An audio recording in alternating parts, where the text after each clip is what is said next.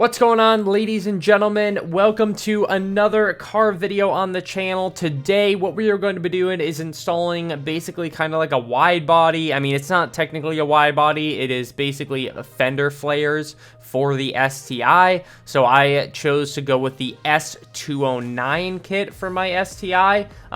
It's actually a OEM style. So there was a very limited edition of the STI called the S209, and it had some fender flares on it, and these are actually not OEM. They're made by SubieSpeed. I'll link them down below. But I installed those, and I also installed the rear bumper vents. That's what you're seeing me install right now up on the screen. But yeah, so I went ahead and I cut out the hole for the rear bumper vents. I feel like I had to do it.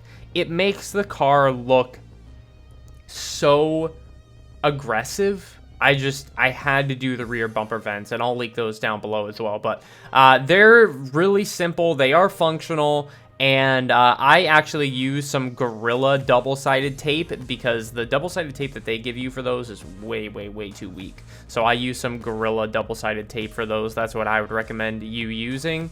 And then here we go. I'm actually starting to wrap the S209 fender flares because obviously my car is wrapped. So not only do I have to put this kit on the car, but I have to wrap each individual piece. So it's more of a process than you would think. So I went ahead and I wrapped all the pieces, the front pieces, the rear pieces. It took about 10 to 12 hours to wrap all the pieces, and then putting the double-sided tape on the fender flares was the easy part, and then putting it on the car was also the easy part. So here's me actually putting the double-sided tape on all the pieces after I finished wrapping them. And I went pretty heavy with the double-sided tape, guys. You probably don't have to go this heavy, but my car was ceramic coated.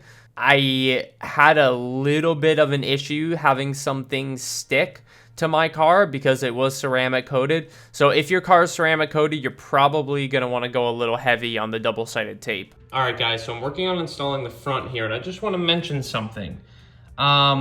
Only this screw here on the kit is seeming to work because this one is at such an angle where the screw, like, it won't work. So what I'm doing, I'm just putting double-sided tape on this side for the fin, and then on this side, I'm just using the screw. So basically, here's one that's finished.